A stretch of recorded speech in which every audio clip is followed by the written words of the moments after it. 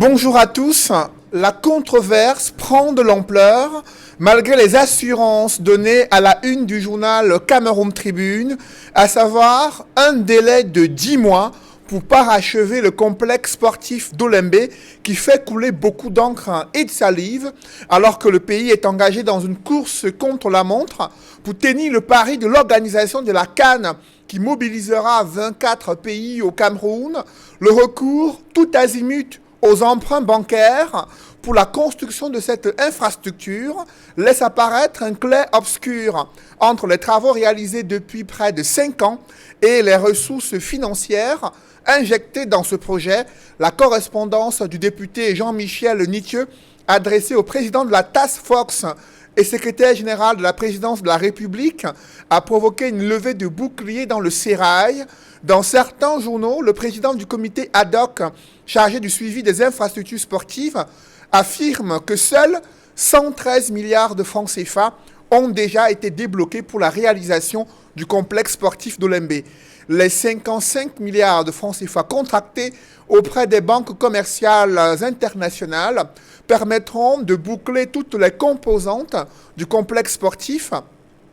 Ces différentes explications peu convaincantes aux yeux du célèbre économiste Christian Penda Ekoka suscitent des interrogations sur l'absence d'un audit et les explications évasives sur le descriptif du projet clé à main et le montage financier conclu avec une entreprise italienne. Piccini a d'ailleurs ravivé la polémique en déclarant que le marché a connu un retard de 15 mois.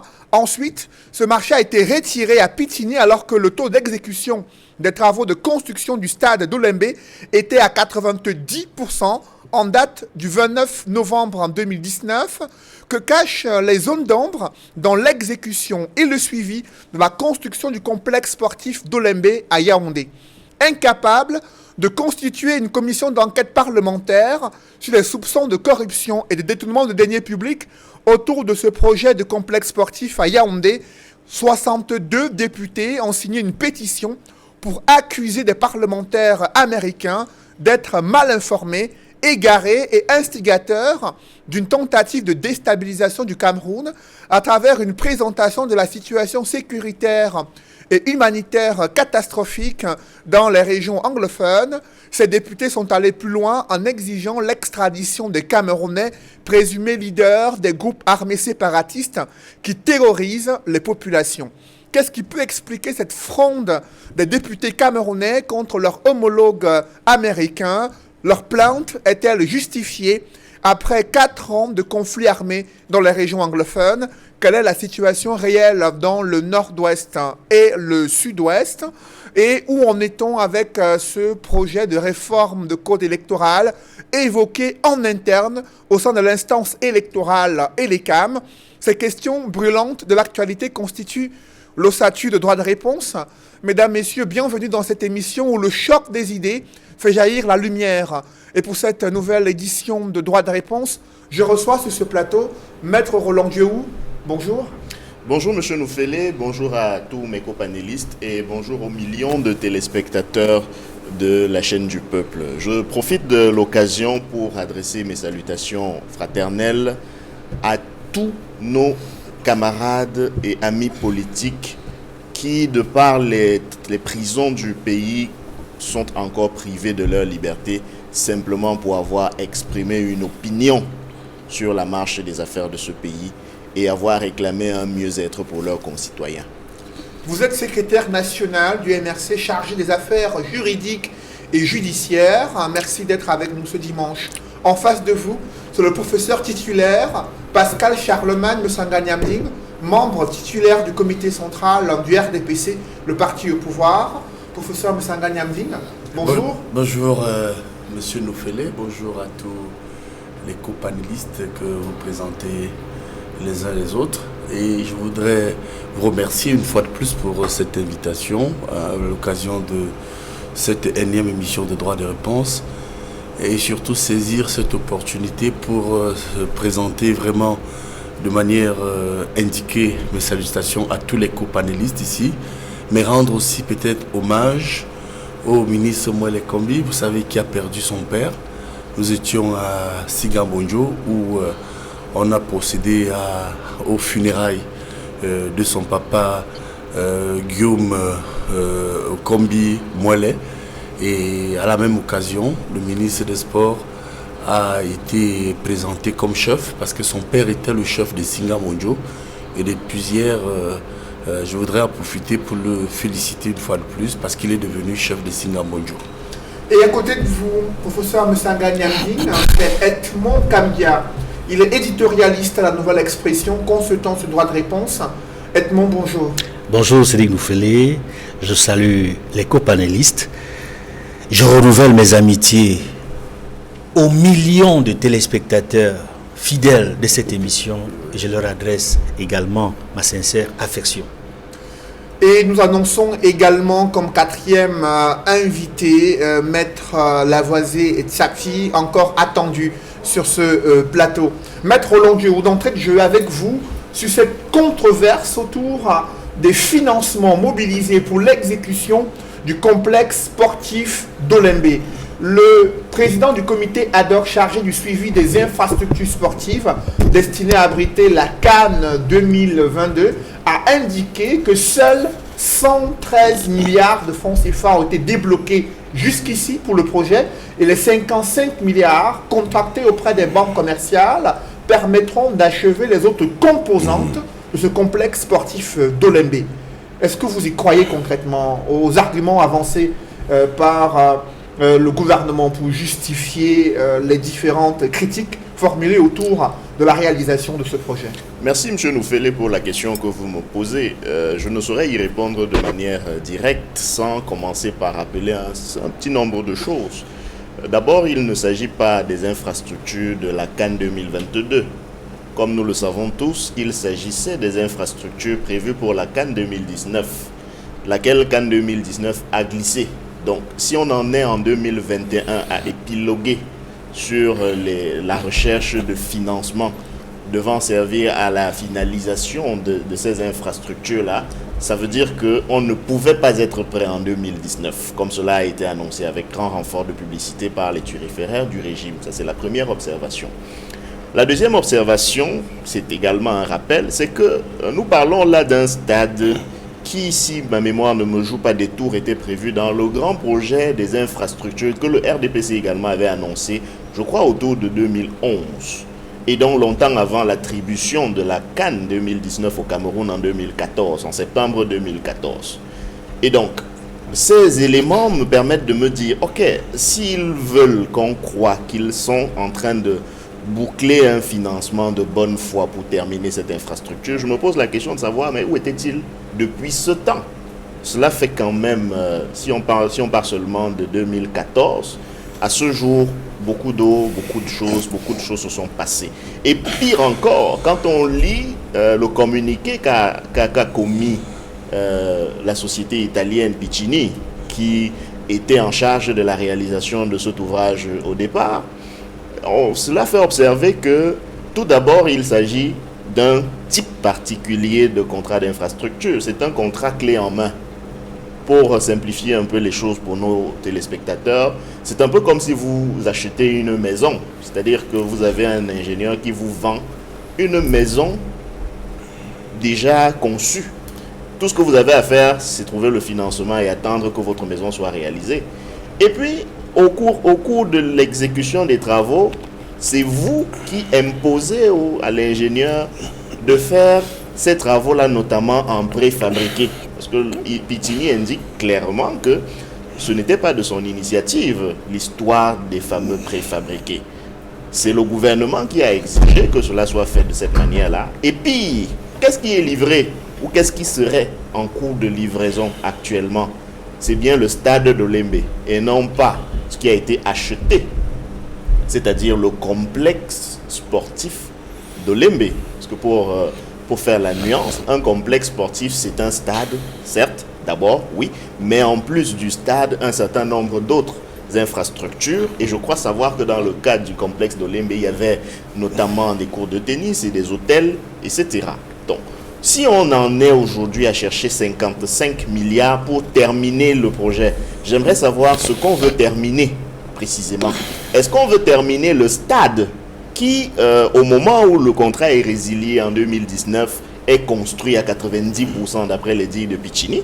Est-ce qu'il faut 55 milliards pour finir ça? Cela supposerait que le coût initial du projet serait largement dépassé désormais.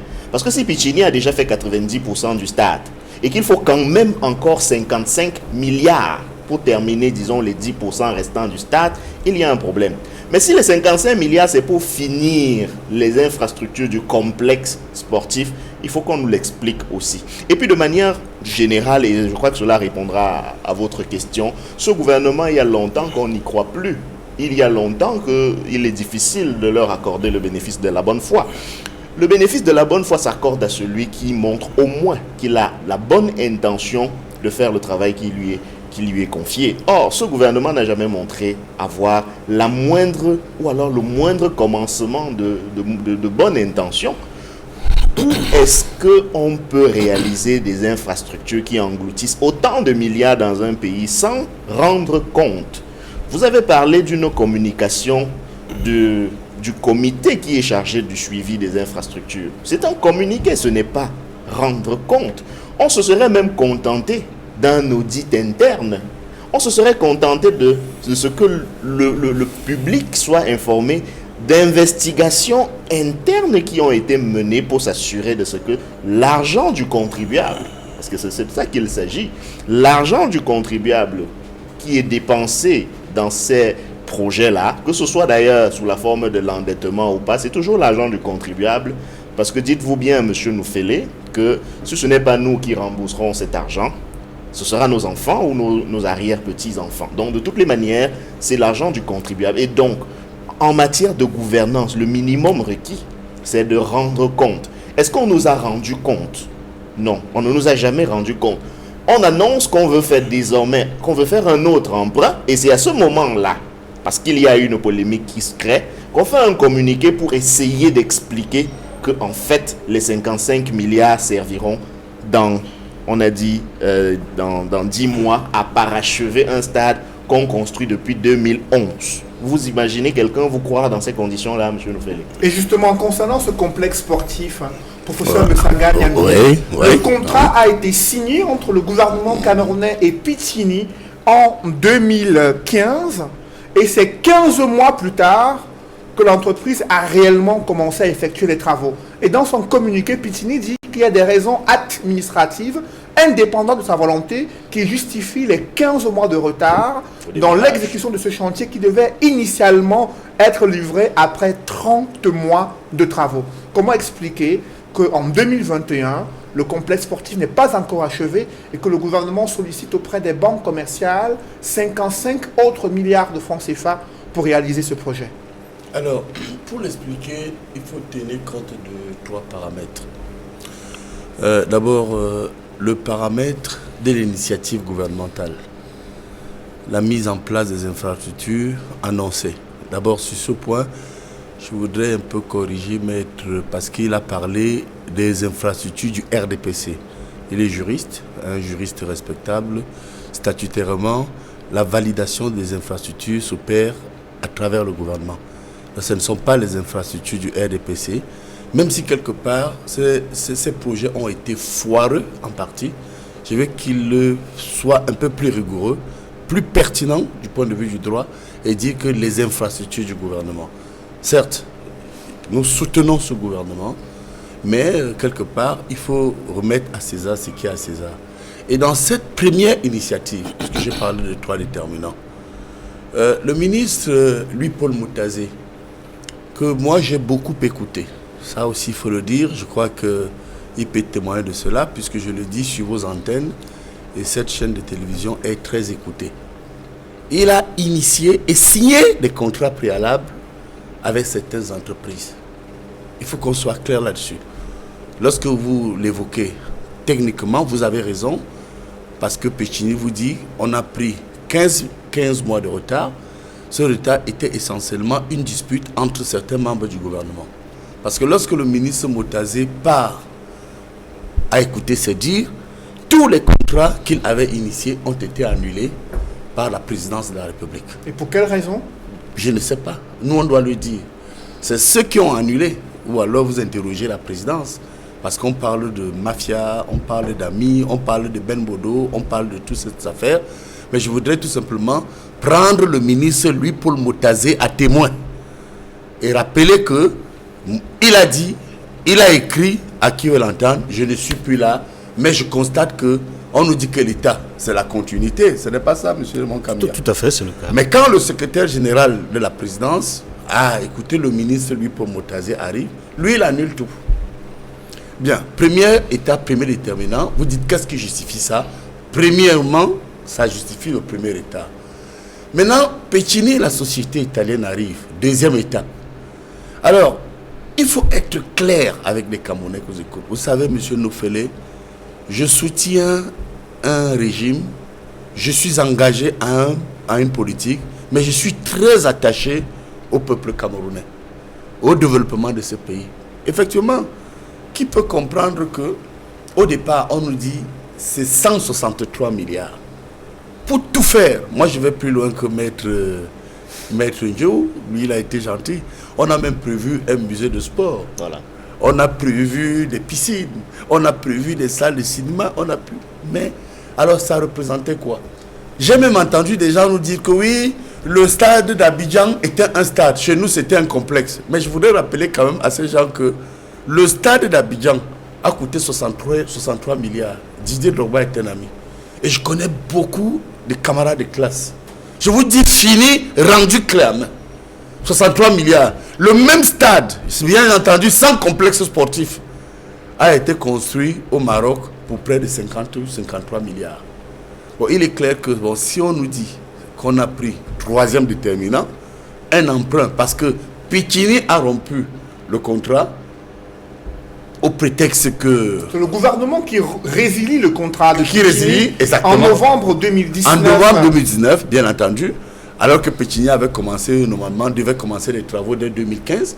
Il faut donc expliquer que c'est parce qu'il n'y avait plus d'argent. Maintenant, le problème est de savoir, est-ce que les 163 milliards, on n'incrimine personne? On ne peut même pas incriminer ceux qui, semble-t-il, auraient distrait cet argent. Mais Jean-Michel Nithieu, là encore, j'ai entendu avec l'adresse le brillant maître Dieu vous dire que oui, on doit nous rendre compte. Non, parce que vous n'êtes pas à l'Assemblée. C'est pourquoi vous ne comprenez pas que lorsque on a les députés ont deux missions. Un, contrôler l'action gouvernementale.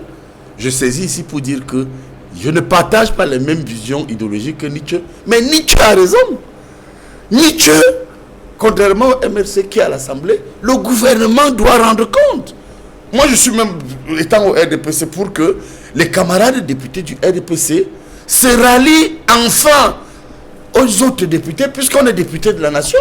On n'est pas député d'un parti. À l'effet de demander que tout soit clair là-dessus. Pourquoi ne même pas convoquer une commission d'enquête parlementaire? Nietzsche est dans son rôle. Vous savez que nous, les biaïs, nous qui soutenons pas avec la corde sur le cou du pendu, Paul Biya comme certains le font, mais parce que nous voulons que le président Paul Biya, lorsqu'il va partir du pouvoir, sorte d'ici crédible, nous pensons qu'effectivement, il faut que tout soit clair. Mais il y a le président du comité de suivi des infrastructures qui déclare que seuls 113 milliards ont été mobilisés du temps de Pecini. Et après la résiliation du contrat, les 55 milliards vont s'ajouter aux 113 milliards de francs CFA pour achever le projet. Est-ce que lorsqu'il déclare de tels montants, pour vous, c'est convaincant sur le montage financier de ce projet et l'ambition du gouvernement de parachever de l'infrastructure? Vous savez, une telle déclaration ressemble au Njambo, c'est-à-dire les joueurs de cartes qui arrivent, vous savez, le Kajika a 10 000 à main, on ne sait pas ce qui rentre, on ne sait pas ce qui sort. Le Kajika, pour ceux qui nous écoutent de très loin, c'est celui qui garde l'argent. À la fin, il dit au patron que j'ai fait ceci. Non, on est dans le cadre de l'État. Je rejoins Dieu, je rejoins tous les Camerounais sérieux. Et bien d'autres, sur ce point bien précis, il faut une enquête parlementaire pour dire quoi? Est-ce qu'on a reçu les 63 milliards? Bien maintenant, moi je voudrais bien croire que la présidence de la République est de bonne foi à travers le ministre d'État, M. Ngongo, dont je ne doute en aucun moment la notoriété et l'intégrité morale, mais qu'il s'attelle, pour nous qui croyons qu'il est à la place qu'il faut, parce que le président de la République l'a choisi, a demandé qu'il y ait un éclairage, une transparence. D'abord, on ne déclare pas ça comme dans la rue, comme si on était dans le jeu du Njambo ou au jeu de hasard. Quand vous allez dans un casino, je ne suis pas sûr qu'on puisse vous dire ce qui est entré, ce qui est sorti. On n'est pas dans le jeu du hasard. On gère l'État. Et de deux, je termine là-dessus. Il faudrait qu'on nous dise aussi à quoi vont servir les 55 milliards. Parce que moi, j'ai écouté avec beaucoup d'attention mon contracteur, Maître Ndjogo, il a raison. Sur un point bien précis. Est-ce pour finir les 10% qui nous ont été opposés? Ou alors, que vaut le stade à 10%? Mais qu'on nous donne des chiffres par étape. Je pense que tout le monde se souvient qu'il y a eu des avances de 24 milliards, de 30 milliards ici et là. Ça fait trop de milliards pour continuer à rendre ce régime que moi je soutiens crédible.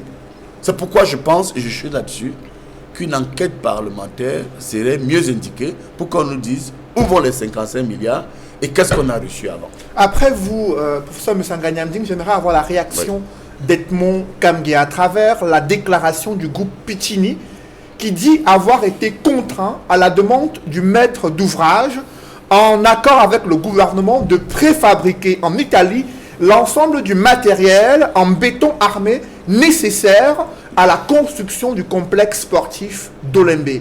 Mais comment expliquer que la fabrication de ce matériel en béton armé n'est pas permis de finir et d'achever le complexe sportif dans les délais impartis pour ce projet? Edmond. Délais initiaux. Il faut dire que le groupe Piccini, qui devait initialement concevoir, construire et jusqu'à son achèvement le stade Olembe, est dans son rôle lorsqu'il rend compte des faits.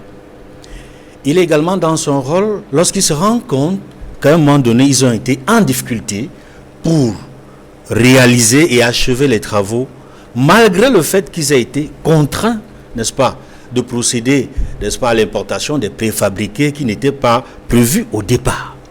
Mais maintenant, il y a la question qui se pose de savoir pourquoi est-ce que ils n'ont pas pu, malgré l'arrivée des préfabriqués, achever le travail à son terme. Ils le disent dans leur réaction qu'ils ont connu beaucoup de difficultés. Et ces difficultés sont liées en partie au fait que les engagements qui avaient été pris entre l'État et ce groupe-là n'ont pas été totalement honorés par toutes les parties, notamment par la partie camerounaise. Les délais initiaux n'ont pas été remplis. Mais les conséquences sont gravissimes surtout. Parce qu'on était censé, dans le cadre de la construction de ce stade-là, livrer le stade d'Olembe par rapport à l'organisation de la CAN 2019. Parce qu'il faut qu'on reste toujours dans le contexte de l'organisation de la CAN 2019 qui a glissé. Et les pertes sont immenses. Parce qu'en important les préfabriqués, avec du sable, du béton qui venait d'Italie, on a privé. Non, ça ne vous coupez pas. Les gens nous ont dit qu'un sac de sable et de ciment coûtait des millions de francs. Parce que ce sable-là, si nous avons bonne mémoire, on nous a dit qu'un sac de ciment coûtait, je crois, 60 000 francs. Et qu'un sac, 180 000 francs. Et qu'un camion de sable coûtait environ 700 000 francs. 16 000 francs. Oui, il faut noter. Et c'était dans le gros du projet. Vous voyez que vous êtes gentil pour vous dire que nous, au RDPC, nous sommes honnêtes. On nous a dit qu'un camion de sable, dans ce budget qu'ils n'ont pas achevé, coûtait 700 000 francs. Oui, ils l'ont dit. Donc ils n'ont même pas porté ça du ciment. Ils ont dit que c'est ici chez nous, mais ça coûte 700 000. C'est pour dire qu'en réalité, on assiste à un véritable gâchis. On assiste à un très mauvais spectacle. Parce que ce stade d'Olembe aurait pu être livré dans les délais. Tout à fait. Aurait pu être livré dans les délais si chacun avait pu faire sa part de travail.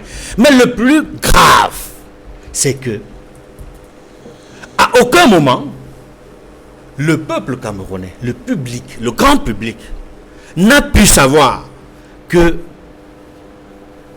d'étape en étape, voilà ce qu'on a pu dépenser du début des travaux jusqu'à ce jour. Personne ne sait exactement combien d'argent a été dépensé. Et je pense que c'est le fond de la question. C'est ce que tous les Camerounais veulent savoir. Combien a-t-on dépensé depuis le début des travaux, notamment concernant le stade d'Olembe à ce jour? Deuxième question.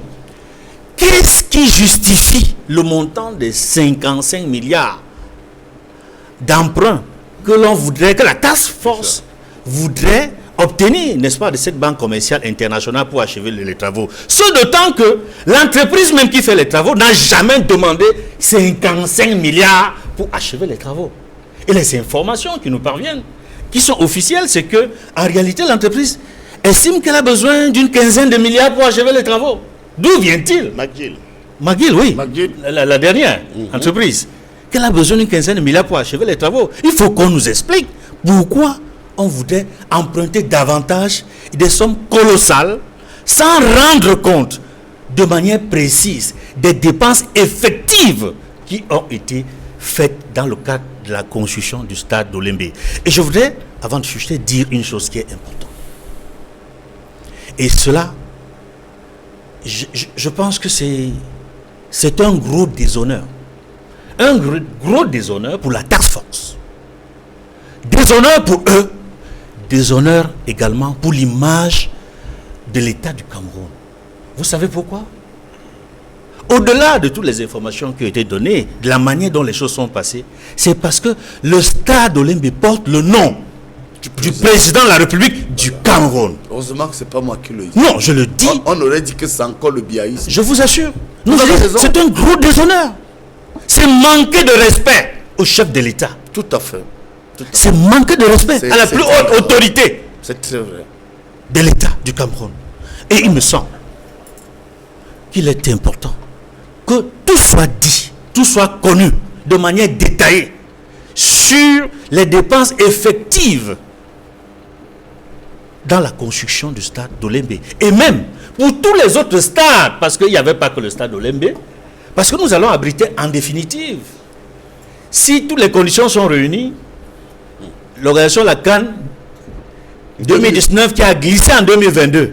Et les délais sont très courts. Hein? Les délais sont très courts là. Oui. Parce que nous sommes en février, bientôt c'est janvier. Et si rien n'est clair en l'espace de 6 à 7 mois, qu'est-ce qui nous prouve que les délais seront respectés et que le stade sera remis, n'est-ce pas, à ceux qui attendent d'organiser cet événement à temps? Edmond Kamgia, au-delà des questions financières, il y a ce retard, 15 mois de retard pour des raisons administratives évoquées par Pitini.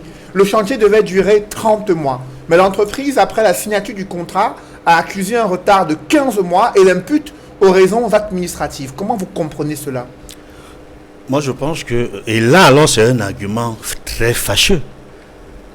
Si la moitié des délais prévus pour construire et achever ce stade a été perdu dans des lenteurs administratives, c'est parce que le gouvernement est donc fautif. C'est-à-dire, c'est là la part de la faute du gouvernement et de tous ceux qui auraient dû faciliter le travail à cette entreprise-là. Et je pense que la principale responsabilité repose à ceux qui sont censés coordonner le projet, c'est-à-dire la task force. Ils ont perdu du temps à l'entreprise qui devait construire les travaux. Et si bien que une autre entreprise est arrivée pour achever et ne peut pas achever parce que les moyens qui ont été donnés pour l'achèvement des travaux n'ont finalement pas suffi. Mais parce qu'il y a une grosse zone d'ombre sur les dépenses effectives, comme je le disais tantôt. Mais je vais rester sur votre question, monsieur Noufele, pour dire que si c'est en 30 mois qu'il devait achever les travaux et qu'il s'est perdu 15 mois dans les démarches administratives, c'est une honte pour le Cameroun qui veut organiser un événement de cette dimension et qui ne prend pas toutes les mesures appropriées, toutes les démarches nécessaires pour faciliter le travail aux entreprises agréées pour construire ce stade. Après vous, j'aimerais avoir la réaction de Maître Roland Diouf. Lorsque le président du comité de suivi de ces infrastructures sportives a évoqué le fait que seulement 113 milliards de francs CFA étaient débloqués jusqu'ici et que 55 milliards viendront compléter ce premier montant pour parachever les travaux.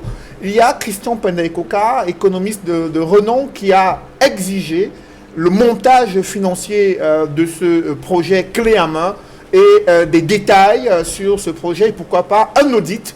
Mais la réponse qui lui a été opposée, c'est que l'audit ne pourra être mené qu'à la fin de l'achèvement, à l'achèvement de ces infrastructures sportives qui devaient être construites depuis 2018-2019. Est-ce que vous y croyez à un audit qui pourrait intervenir au terme de la construction de ces infrastructures? D'abord, écoutez la formule qu'utilise ceux qui gèrent notre argent. Il n'y a que 113 milliards. C'est-à-dire que pour eux, 113 milliards de francs CFA, c'est rien. C'est pas grand-chose. Mais je sais gré au professeur Messanga de nous avoir donné quelques informations précieuses tout à l'heure. 113 milliards, ça fera 2 stades d'Olembe construits au Maroc. Parce que les Marocains construisent le même type d'infrastructure à 55 milliards par là.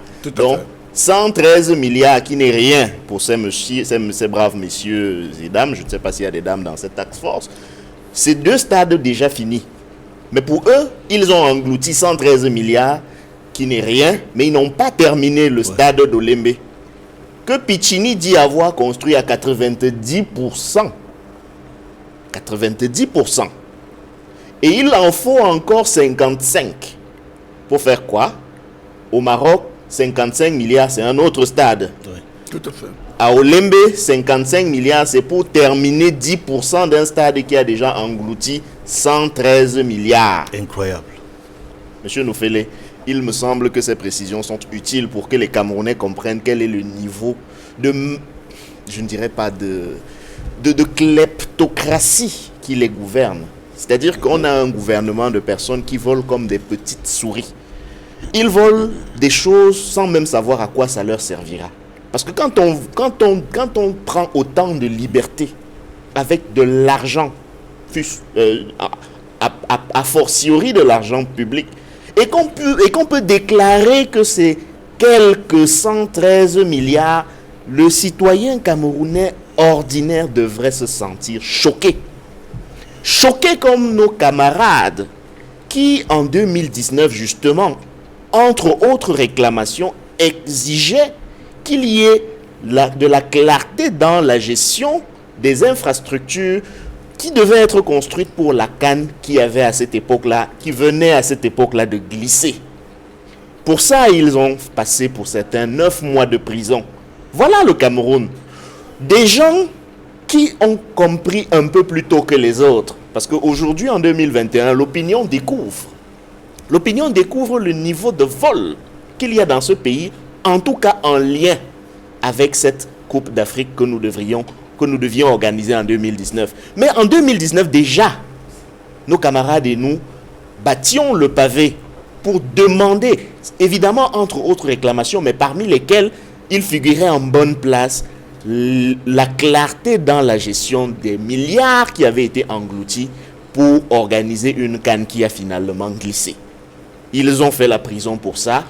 D'autres sont encore en prison, toujours à cause de leurs opinions.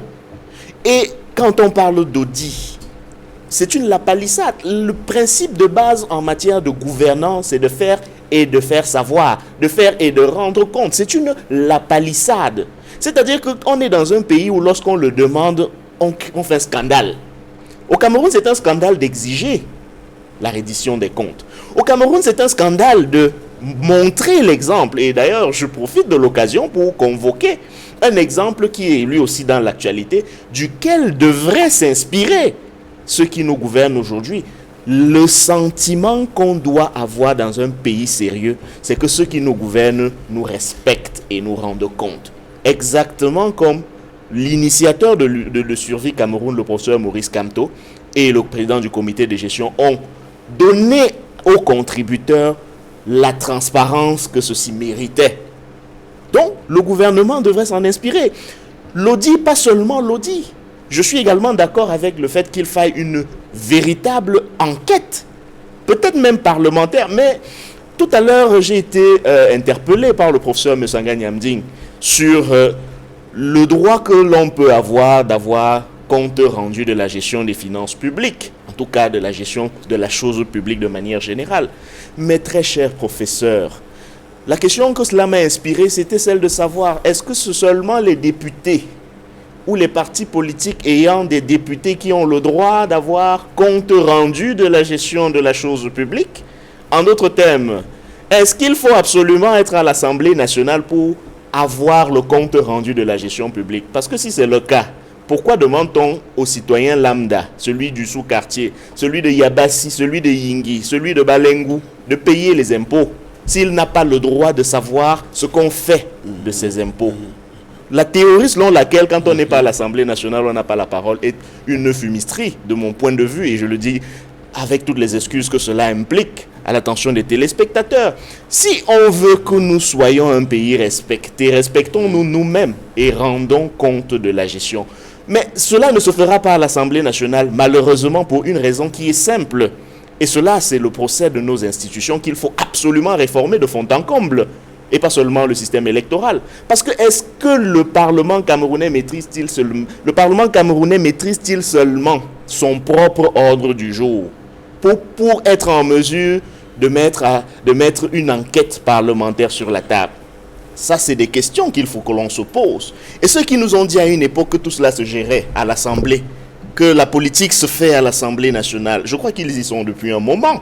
Qu'ils nous expliquent donc comment est-ce que cela se fait, que dans un pays de un peu plus de 25 millions d'habitants, que personne ne puisse voir clair sur la gestion de quelques 113 milliards, pour reprendre l'expression consacrée désormais, et que cela soit à l'Assemblée nationale, et qu'ils ne soient pas capables, eux qui sont, entre guillemets, représentants du peuple, qu'ils ne soient pas capables de dire au peuple ce qui s'y passe, précisément. Il y a des choses à se dire, et il faut qu'on se le dise de manière sincère. Je termine sur un dernier point, M. Noufélé, si vous le permettez. C'est sur le point de dire qu'au-delà de ce que M. Kamgira a exprimé tout à l'heure sur le symbole que peut être l'échec de la réalisation de cette infrastructure en particulier, c'est-à-dire ce supposé stade de Paul Biya, moi j'aimerais toucher, contrairement au biaïsme, je n'ai pas dit au biaïste, contrairement au biaïsme, la médiocrité et l'incompétence du coordonnateur central. Le coordonnateur central ici, excusez-moi, c'est M. Biya lui-même. Pourquoi, selon vous? D'abord, sur le plan simplement du symbole. Olembe à Yaoundé est presque le quartier voisin d'Etoudi. Sur le plan simplement géographique. Je veux dire que c'est du toit du palais d'Etoudi, avec des jumelles, on peut surveiller le chantier. M. Biya travaille à Etoudi, il me semble. Ses bureaux sont à Etoudi. Donc, il pouvait lui-même, ne serait-ce que pour ce chantier-là, qui était supposé porter son nom, il pouvait lui-même superviser le chantier, même si ce n'était pas à périodicité régulière, au moins une fois tous les mois. Il pouvait le faire, parce que c'est un jet de pierre de là où il a ses bureaux.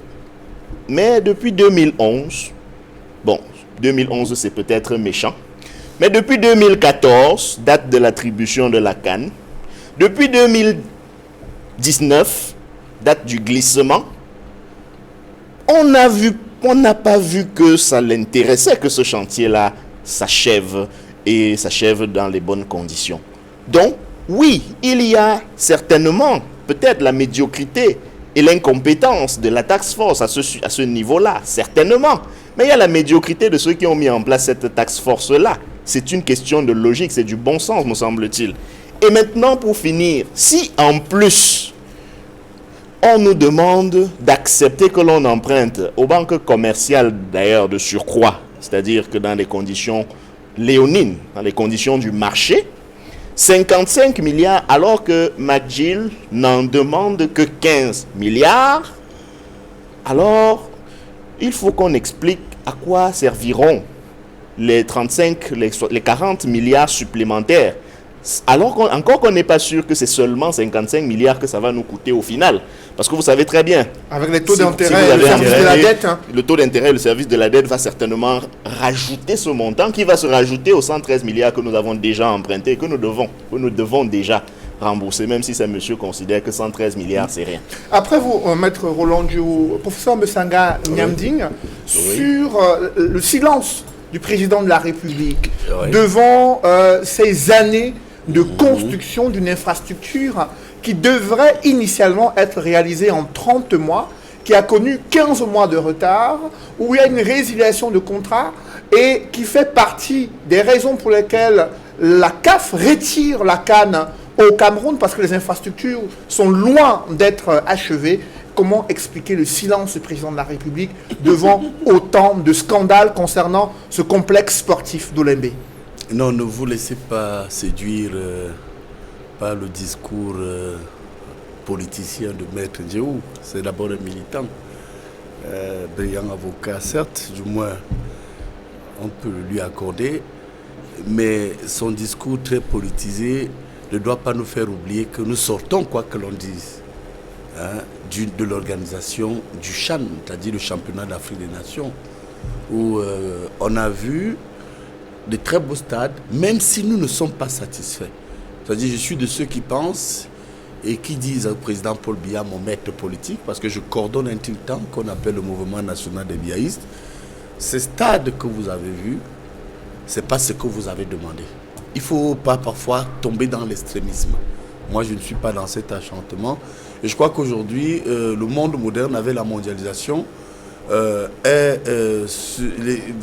mettre plus en avant les acteurs pondérés. C'est-à-dire ceux qui seront parfois, même à l'intérieur de leur camp, reconnaître qu'il y a des choses à corriger. Et moi, dans le RDPC, je suis de cela parce que j'aime mon parti, j'aime le RDPC, j'aime cette idéologie que le président Paul Biya a portée dans les années 1985 à Bamenda, et même dès son arrivée au pouvoir en 82, les idéaux de rigueur et de moralisation. Mais en même temps, j'ai dit à mes camarades politiques et à mes amis, et même à nos adversaires, surtout les plus extrémistes, qu'attention, le renouveau reposait sur 5 piliers. La rigueur, la moralisation, la justice sociale, l'ouverture démocratique et le rayonnement démocratique. Est-ce qu'on a atteint ces objectifs? Non. Alors nous avons pour cet état de fait été les premiers, c'est-à-dire nous les progressistes, les rénovateurs, à dire que ce n'est pas le contrat que nous avons signé avec le chef de l'État. Et c'est pourquoi il est important, parlant donc, et tenter de répondre à votre question, de rappeler que nous soutenons un président de la République élu et porté par les Camerounais, mais pas un homme du village ou encore un ami ou un copain. Je vous assure, j'ai eu des échanges parce que je prépare quelques mémoires avec le général Nganso, qui a eu Nganso Sondé, et le général Assoké Pati m'ont confié quelques rédactions de leurs mémoires. Dans un échange, le général, s'il nous écoute au palais, peut témoigner de ce que, dans ce que nous avons envisagé, je lui avais posé une question. Mais mon général, si en 92, John Fundi avait été proclamé avec ses revendications élues, comment vous seriez-vous comporté? Alliez-vous toujours soutenir le président Paul Biya? Le général Nganso qui nous écoute probablement m'a dit non. Nous pensons que nous soutenons la légalité républicaine. C'est ce que nous faisons. C'est pourquoi certains auront l'impression que nous lâchons parfois nos copains qui prétendent soutenir le président Paul Biya, mais ils ne comprennent pas que nous soutenons le président Paul Biya par ses idées. C'est pourquoi, une fois de plus, au regard de votre question, on doit condamner ce qui est en train de se passer là. Parce qu'il n'y a pas de transparence. On a vu des beaux stades, oui. Mais est-ce que c'est ce que le président de la République avait commandé? Non. Je vais aller plus loin que vous. Et comme avec mon frère et mon ami Charles Atebayene, nous sommes toujours dans un dispositif d'anticipation, c'est-à-dire de prospection. Je vous assure que même ce stade de Japoma, je fais un pari ici avec vous, vous verrez que bientôt ils vont encore demander de l'argent. Je parie. Demander de l'argent pour faire quoi, concrètement? Je sais de quoi je parle. Je connais quelques petits filous qui se sont infiltrés dans le parti et qui prétendent être avec le chef de l'État, alors que ces gens ne sont pas avec lui. Moi, je vous dis déjà, j'anticipe. Ils n'auront pas le choix en tout cas, Parce que même Japoma, on avait prévu au-delà du stade, bien d'autres infrastructures qui n'ont pas été réalisées. Tout à fait. On nous a bluffé parce qu'effectivement, les stades sont les plus beaux stades du monde. Est-ce que ce sont les plus beaux stades du monde? Oui, parmi les plus beaux. Mais est-ce que c'est pour ça que le président a débloqué de l'argent? Non. Au-delà de ces beaux stades, on attendait autre chose. Donc vous voyez que lorsqu'on parle donc de fumisterie, là je voudrais pardonner mon jeune collègue, vous savez, ils sont très récemment entrés dans ce qu'on appelle le mouvement des militants, parce que je crois qu'avant le MRC ne militait pas. Nous qui sommes les vieux crocodiles, nous pensons que non. En démocratie, quand on est un brillant juriste comme vous, il faut comprendre qu'il y a ce qu'on appelle la souveraineté est décentralisée. C'est-à-dire, vous verrez que quand vous êtes président de la République, vous prenez certaines décisions au nom du peuple camerounais. Et quand vous êtes également député, le député c'est le peuple, mon cher frère et ami maître, que j'aime bien d'ailleurs. Parce que vous savez, parfois on m'envoie des gens faibles sur les plateaux. Au moins avec vous, je rends compte que vous tenez souvent mieux que les autres. Et sur ce plan, je voudrais vous ajouter que lorsqu'on a un député, le député c'est le peuple en droit. Mais le problème qui se pose concernant dans ces stades, et là je comprends parfois pourquoi les uns et les autres sont énervés, c'est que vous savez, quand on faisait nos études à la faculté de droit, monsieur, je termine là-dessus, monsieur Cédric Mouffelé, on nous parlait souvent du doyen Carbonnier de la faculté de droit de Paris. Alors ce juriste m'a séduit parce que, en termes de gestion, en termes d'applicabilité, en termes de garantie de la régulation d'un État, lorsqu'il parlait du droit, et je le dis toujours à mes étudiants, il posait toujours, le problème de la prescription, et 2, le problème de l'effectivité. Alors quand on a prescrit, comme c'est le cas, on a dit, vous aurez des stades. Pourquoi on n'a pas toutes ces infrastructures? C'est là où je vais chuter en vous donnant une réponse.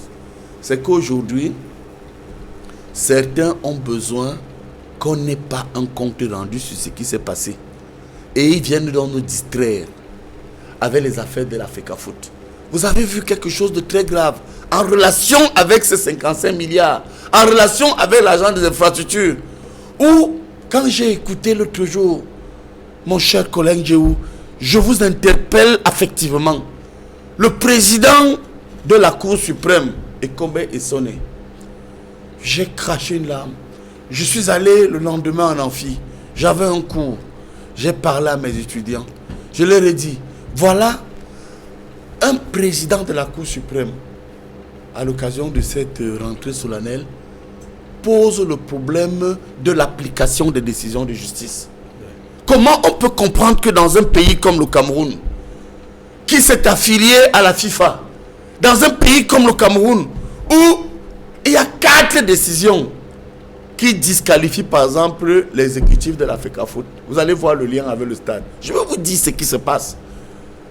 3 décisions du TAS qui disent c'est la Ligue qui organise. La Cour suprême du sport, le tribunal du sport de Lausanne, la Cour suprême mondiale du sport dit c'est lui qui organise.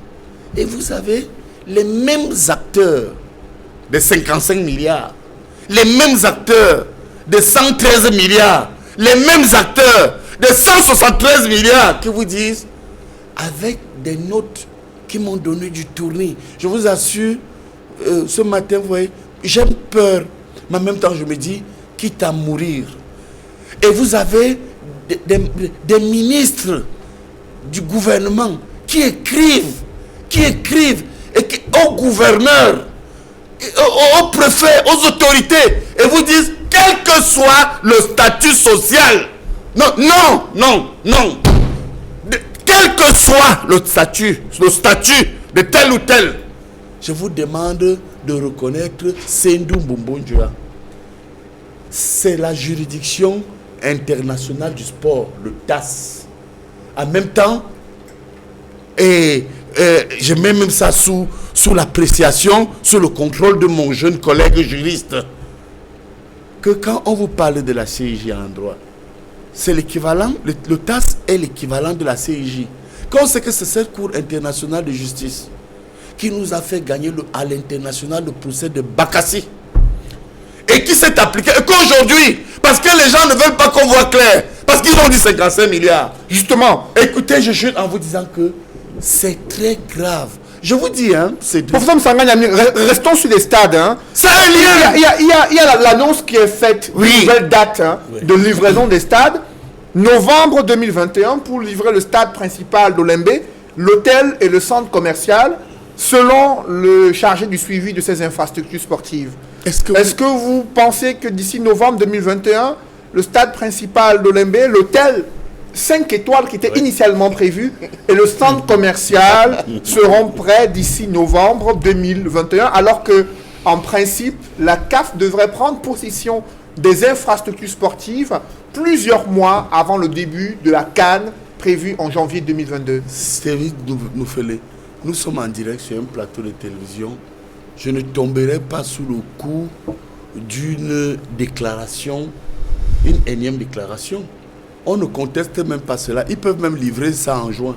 Mais on leur demande l'argent là, c'est pourquoi? Est-ce que vous faites quand même la différence? Regardez comment, vous-même qui êtes un journaliste attentif, comment on vient de vous distraire. Le problème ne se pose pas. Nous n'en doutons pas. Nous les biaïstes. Mais nous disons d'abord que 55 milliards, c'est pourquoi? Vous avez déjà consommé combien? Et vous voulez encore combien? Si on vous dit que le stade est à 90%, les 10% là, ne nous parlez pas en chiffres. Les 90% là ont consommé quoi? Est-ce le stade? Vous voulez que je pleure sur votre plateau? Parce que moi, quand je suis avec mes amis au comité central et ailleurs, nous nous battons pour rendre le président Paul Biya crédible. Vous savez que dans un pays où la démocratie populaire a pris de plus en plus de l'ampleur comme au Cameroun, parce qu'on a aujourd'hui les régions, on a le Parlement, 2 caméras, l'Assemblée, la Chambre des députés, le Sénat, et puis à côté on a les conseillers municipaux. Cette affaire peut entraîner un soulèvement. Je crois que vous ne réalisez pas ce qui peut arriver au Cameroun. Hein. Vous ne savez pas. Moi je demande à mes amis du MRC de nous laisser régler ces problèmes. Parce que si le MSC entre dans cette affaire, ils vont encore politiser et on va se mettre à dire que le MSC veut le pouvoir. Laissez-nous nettoyer nous-mêmes notre propre écurie. Alors, au-delà, je prie donc, mes amis, permettez-moi, je vous en prie, Cédric, que le MSC nous laisse combattre nos voleurs. Parce que ce qui se passe aujourd'hui et la contestation qui s'y oppose n'est plus une contestation politique. C'est un flou, comme l'a dit ici monsieur, votre consultant, Edmond Kamia, mais qui humilie le président de la République. Lorsqu'il a parlé du glissement, le président venait de constater à Mondiovision que ce qu'on lui avait dit n'était pas la vérité. Ouais. Mais il faut quand même le dire. Cette situation étant donc grave, je continue à penser que nous ne devons pas négliger la démocratie représentative. C'est pourquoi je chute donc en vous rappelant, en demandant à mes camarades députés du parti, soutenez l'ouverture d'une enquête parlementaire. Justement, après qu'à ce prix que nous allons peut-être un jour et dans l'histoire sortir ou demeurer crédibles devant les Camerounais. Et ces Camerounais, justement, Edmond Kamgia, que peuvent-ils penser des conséquences politiques de ces multiples retards et zones d'ombre dans le modèle de financement, les modalités de financement de ce projet d'infrastructure sportive qui est le complexe sportif d'Olembe? Quelles sont les conséquences lorsqu'on a un chantier qui prend autant de retard, où des annonces sont faites sur des milliards de francs CFA injectés dans le projet et qu'il n'y a pas de lisibilité sur la livraison de ce chantier? Quelles en sont les conséquences? Ce qu'il faut dire, après tout ce qui a été dit sur ce plateau relativement à ce stade d'Olembe, qui devrait être un complexe sportif, on l'a dit également, un complexe et même avec celui de Japoma. Et Japoma également. Parce que Japoma quand on voit tous ces retards, quand on voit ces coûts, le coût immense, et dont on n'a aucune lisibilité, aucune traçabilité. Quand on parle des conséquences, les conséquences sont d'ordre d'abord financières, les conséquences sont d'ordre politique, les conséquences sont d'ordre sportif, les conséquences sont d'ordre administratif et sécuritaire. Sécuritaire aussi. Parce que ça peut entraîner un soulèvement. Tout à fait. Vous comprenez pourquoi j'ai dit au MSC de nous laisser d'abord gérer ça et venir après. Ça peut entraîner un soulèvement. Professeur, sans les opposants. Je vais rentrer dans quelques conséquences que j'ai énumérées tout à l'heure. D'abord, au plan administratif et politique. Il me semble que la responsabilité qui est grande revient encore au chef de l'État. C'est lui qui a nommé tous ceux-là qui sont chargés de coordonner la task force, qui contribuent, qui participent à l'implémentation des mesures qu'il a édictées pour que nous ayons véritablement l'organisation de la CAN au Cameroun. Il a constaté, Paul Biya, que la CAN a glissé. Et aujourd'hui, on se demande, malgré l'organisation du CHAN, si on pourrait parvenir dans les délais que vous avez indiqués tantôt et que le gouvernement a annoncé. Est-ce qu'au mois de novembre, nous serons prêts à rendre disponibles les stades, notamment le stade d'Olembe? Il y a des questions immenses et des doutes, beaucoup de zones d'ombre et d'incertitudes. Et vous parlez tout à l'heure du public, ce qu'il en attend. Je reste sur les conséquences d'abord politiques et administratives. Je reste sur les questions politiques et sur les conséquences politiques en disant donc quand je parle du chef de l'État, ce qu'il doit faire, c'est qu'il aurait dû faire depuis. C'est quoi? Sanctionner. C'est parce qu'il ne sanctionne pas, c'est parce qu'il y a une impunité. Rappelez-vous, il y a eu un mouvement de chaises musicales. Lorsque le grand public attendait les principales sanctions, le chef de l'État a procédé à un réaménagement, un simple réaménagement, où on a vu juste des chaises musicales. C'est-à-dire que le ministre des Sports est allé dans un autre ministère, quelqu'un d'autre a occupé son fauteuil. On a vu certains ministres impliqués dans l'organisation qui ont été élevés au titre de ministre d'État. Et ça a laissé une très mauvaise image de celui-là qui est censé sanctionner. Bon, si c'est cette façon de sanctionner, si on peut la considérer ainsi, on peut se poser la question de savoir, est-ce que c'était la meilleure façon de dire que vous qui avez si mal travaillé, je vous promeux, au lieu de vous dire non, je vous sanctionne, vous quittez le gouvernement et vous rendez compte devant les instances appropriées pour justifier le retard dans l'organisation de la CAN 2019, mais aussi l'utilisation de cet argent. Là, c'est au niveau politique et administratif. Maintenant, les conséquences qui sont financières. Et je crois que c'est le clou et c'est le nœud de cette affaire. Nous savons que avec 55 milliards, on construit un stade ailleurs. Ici, chez nous, avec 113 milliards, on n'a pas pu achever un stade. C'est qu'ailleurs, ça ferait 2 stades et de qualité dans des pays sérieux comme le Maroc ou l'Égypte. Le Rwanda a construit le même stade à 33 milliards. 33 milliards. Le Rwanda. Vous voyez donc que les conséquences financières sont énormes. Pas le complexe, mais le même stade. Il faudrait que l'équipe de la task force, leurs membres nous rendent compte au peuple camerounais du coût réel de ces travaux et pourquoi est-ce qu'on n'est pas parvenu à les achever au jour d'aujourd'hui au point d'avoir besoin des emprunts. Maintenant, il y a d'autres conséquences sur le plan sécuritaire. Tout à fait. Et c'est le plus grave. Tout à fait. Voyez-vous,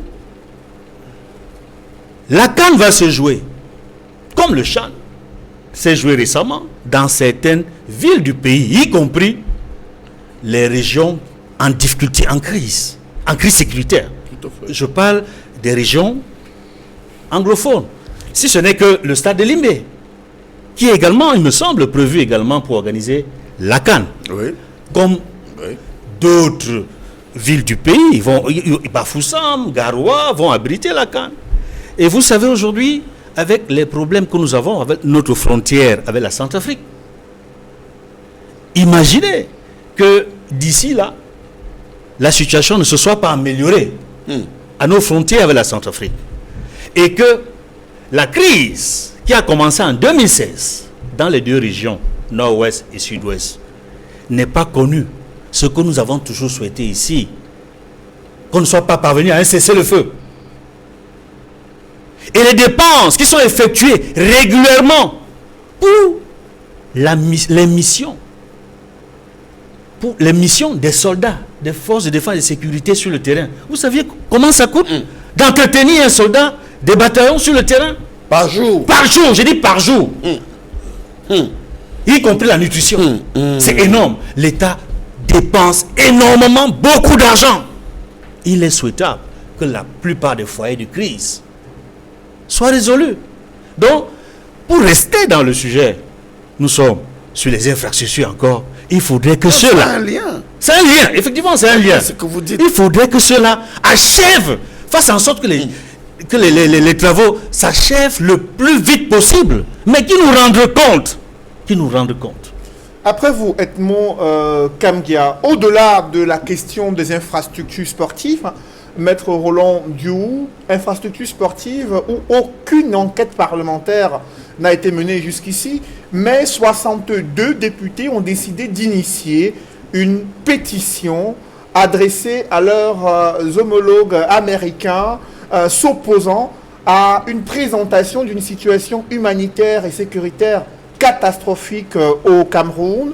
Pour eux, cela ne reflète pas la réalité du pays et ils estiment que ces parlementaires américains sont mal informés, ils sont égarés et ils devraient plutôt se prononcer sur l'extradition de ceux qui sont les financiers du terrorisme dans les régions anglophones. Comment avez-vous apprécié cette sortie de 62 députés de l'Assemblée nationale du Cameroun? Je me demande si ces 62 députés sont biaïstes, parce que généralement, ceux-là qui soutiennent le leader central de ce régime confondent un peu les choses. Et comme le professeur Mesanga Nyamding l'a dit tout à l'heure, nous envoient sur des fausses pistes. Ils essayent de nous embrouiller. Parce que je crois quand même savoir que parmi les 3 principales fonctions d'un manager, d'un dirigeant, d'un leader, et d'ailleurs ces 3 fonctions commencent toutes par un C: commander, coordonner et contrôler, pour effectivement pouvoir sanctionner le cas échéant.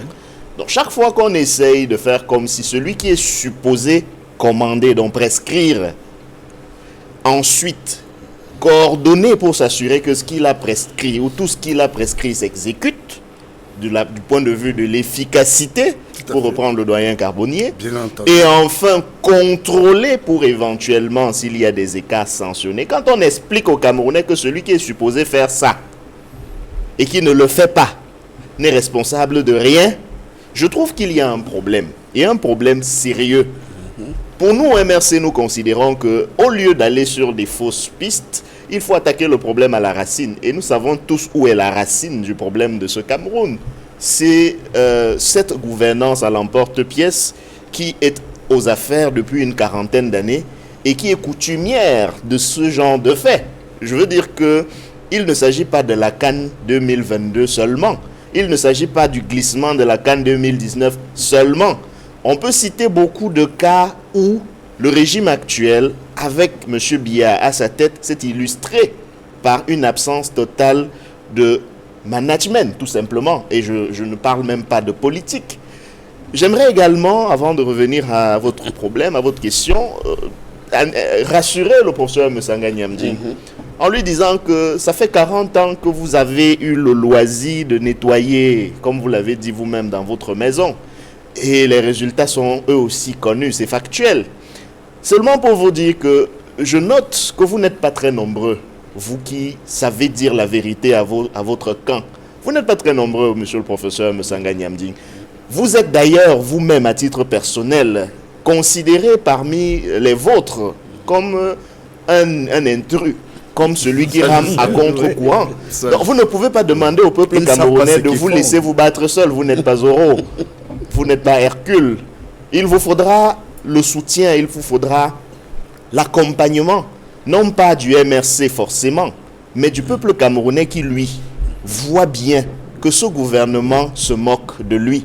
Et en ce qui concerne le MRC, monsieur le professeur, nous nous tiendrons toujours je souligne, toujours aux côtés du peuple camerounais pour réclamer ses droits les plus élémentaires. Et il n'y a personne qui peut nous empêcher de faire ça. Peu importe la raison, même si c'est de bonne foi, comme vous semblez le dire, nous nous tiendrons toujours aux côtés du peuple camerounais pour porter sa voix. Là où les représentants du peuple montrent qu'ils n'ont aucun intérêt à porter la voix du peuple camerounais. Ce qui me permet de revenir sur les 62 députés, M. Noufélé. Ces 62 députés représentent qui en fait? J'aimerais savoir. C'est un peu comme si le gouvernement raciste de l'apartheid en Afrique du Sud écrivait pour dire non à l'ingérence, alors même qu'ils sont violents et qu'ils matent la population. Les députés concernés prétendent que la situation sécuritaire du Cameroun est bonne. De toutes les manières qu'on a montré, qu'on dit aux Américains, les Américains ne sont pas assez informés de la situation sécuritaire du Cameroun. Qu'ils ne sont pas bien informés sur la situation humanitaire au Cameroun. Mais j'aimerais me poser la question, mais de quel pays parle-t-il donc? Parce que le Cameroun dans lequel moi je vis connaît une crise, une guerre qui se noue dans 2 régions de son pays qui représentaient à peu près 20% de la population. Je dis représentait parce qu'aujourd'hui on ne compte plus le nombre de déplacés internes. On ne les compte plus. Et si on faisait abstraction de la crise anglophone et qu'on parlait de Boko Haram, cela fait toujours partie de la situation sécuritaire doublée de la situation humanitaire. Je ne vais pas citer les différents drames auxquels on a pu assister du fait de ces crises à n'en plus finir. Ngarbou, Piyin, Kumba, etc. Et les députés représentants du peuple écrivent à leurs collègues américains pour leur dire que ceux qui vous disent qu'il y a une crise sanitaire au Cameroun veulent déstabiliser le Cameroun. Qui sont ceux que ces 62 députés représentent, M. Noufélé? Il faut qu'on nous réponde. Il faut que ces messieurs et ces dames nous disent pour qui est-ce qu'ils parlent.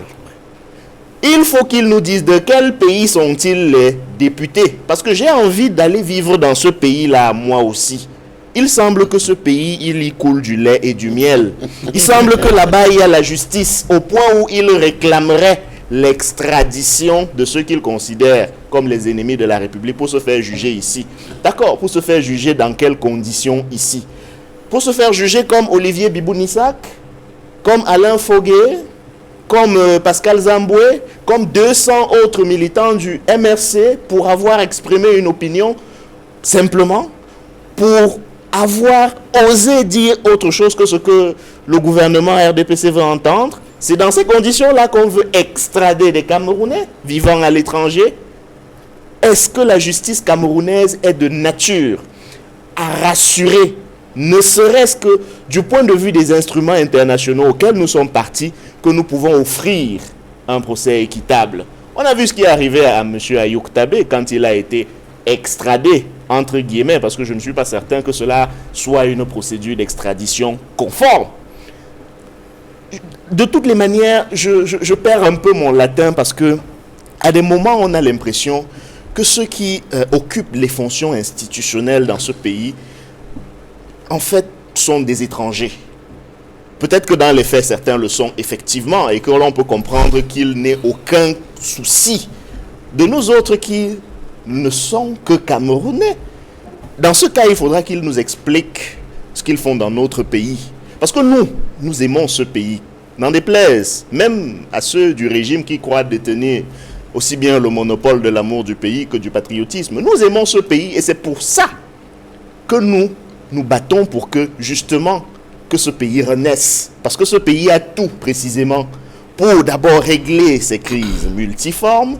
Et la solution est même moins chère, pour faire simple. Il suffit que l'on se parle.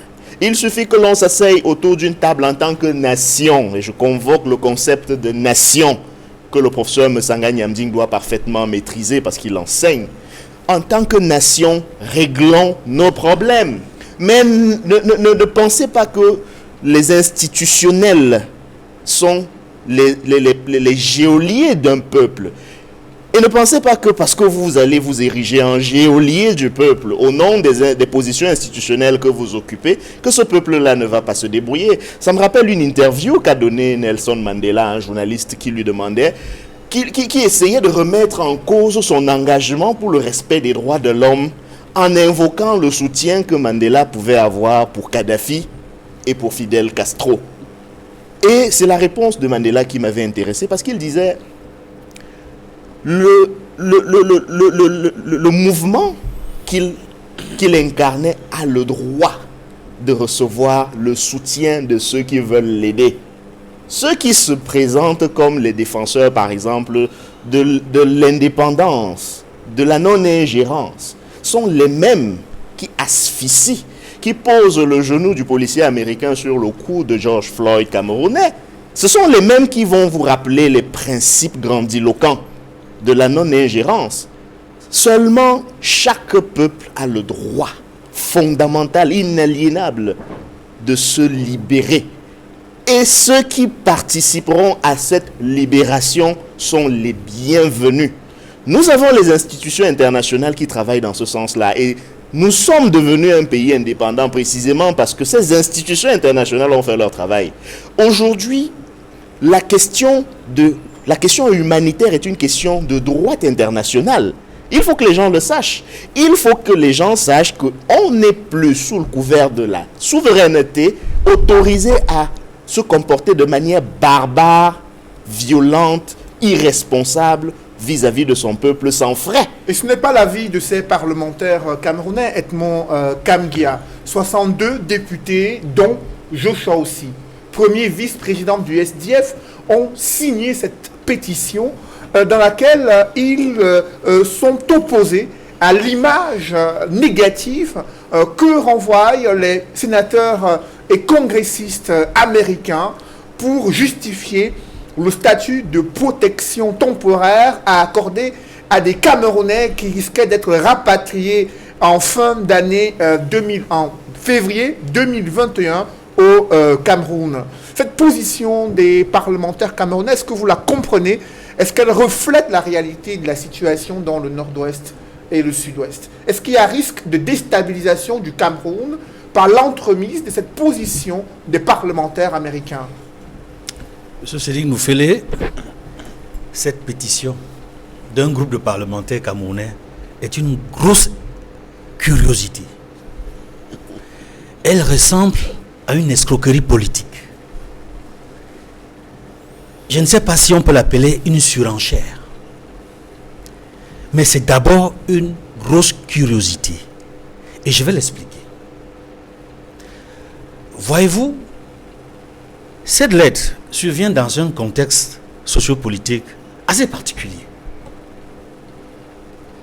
Et j'ai l'impression que l'une des motivations de cette grosse curiosité est l'arrivée au pouvoir de l'administration Joe Biden. Voyez-vous, nous, sur ce plateau, nous l'avons déjà dit, ce que nous avions annoncé a été confirmé par le secrétaire d'État de Joe Biden. C'est-à-dire, il ferait du Cameroun l'un des pays où le gouvernement américain va particulièrement s'intéresser aux questions de droits de l'homme et la démocratie. L'un des 3 pays africains. Et quand je parle de surenchère, j'ai l'impression que cette pétition est une façon, je ne sais pas si je dois dire amadouer, ou d'amener les Américains à croire que eux, ils font, qu'au Cameroun, il y a des choses qui se font quand même et qui ne mériteraient pas que les États-Unis aient un certain type de regard vis-à-vis de Yaoundé. Rentrons dans le fond. C'est-à-dire aussi bien de ceux-là qui ont rédigé cette pétition et surtout l'autre grande curiosité, la présence dans cette liste d'un député de l'opposition et en particulier un député du SDF. Et c'est à ce niveau que beaucoup de Camerounais, je suis certain, s'interrogent. Je dis, si ces députés étaient majoritairement seulement, j'allais dire, J'allais même dire, s'ils étaient tous du RDPC ou de la majorité présidentielle, on pourrait comprendre. J'ai dit, on pourrait comprendre. Et ça rentrerait dans la première explication que j'ai donnée. Mais la présence dans ce courrier d'un député du SDF, et pas n'importe lequel, le premier vice-président national du SDF, qui signe et partage ce qui est dit dans cette lettre, je voudrais dire ici que c'est une grosse déception. Parce que ce parti, je le connais très bien. Depuis que le peuple camerounais l'a découvert à travers la marche historique du 26 mai 1990 à Bamenda. J'irai même plus loin pour vous dire que le fait qu'il y ait un député SDF pour cautionner ce qui est dit dans cette pétition contraste. C'est un véritable paradoxe avec le fonctionnement du SDF, avec ce que les membres du NEC, du National Executive Committee, y compris les founding fathers du SDF, ont toujours fait en ce qui concerne la protection des Camerounais en danger. Et notamment le souci de faciliter pour les Camerounais qui sont en difficulté d'obtenir le statut de réfugié politique parce qu'ils connaissent des difficultés au Cameroun. De 1990 à ce jour, je vous le dis, la plupart des dirigeants du SDF, y compris, je le précise, les membres du NEC, du National Executive Committee, les membres du National Executive Committee du SDF, du Conseil exécutif national du SDF, ont fait voyager beaucoup de militants, beaucoup de sympathisants du SDF en difficulté, y compris des membres de leur propre famille, ont bénéficié du droit d'asile, du statut de réfugié. Que je vois dans ce courrier la présence du premier vice-président national du SDF m'écoeure. Je dis, j'insiste là-dessus, parce que cela ne correspond nullement au fonctionnement de ce parti-là. Et je m'interroge, finalement, en même temps que je m'interroge, je réalise qu'au sein du SDF, il y aurait ce que certains constatent aujourd'hui comme étant deux tendances. C'est-à-dire, au SDF, il y a les partisans du SDF authentiques et originels qui seraient représentés par un député du SDF qui n'est pas dans cette liste. Je vais le citer, Jean-Michel Ninche. Et je souhaite que le chairman assume, avant de quitter la tête du SDF, qu'il assume l'héritage et ne laisse pas le SDF dans une situation ambiguë et floue. Il faudrait que le travail que le chairman Nidjon Frundi a effectué au Cameroun de 1990 à nos jours, qu'il réussisse à passer le flambeau au candidat, au cadre du parti qui serait le mieux placé pour incarner les valeurs que prône le SDF. Et il me semble que le député du SDF qui a signé cette pétition n'incarne pas la philosophie et l'idéologie du SDF. Alors, devant cette avalanche de critiques, Joshua aussi a réagi dans un communiqué. Oui. Il accuse des personnes cyniques qui déforment les intentions de ce document et colportent les insinuations de sa supposée collusion avec le régime dans sa mauvaise gestion de la crise.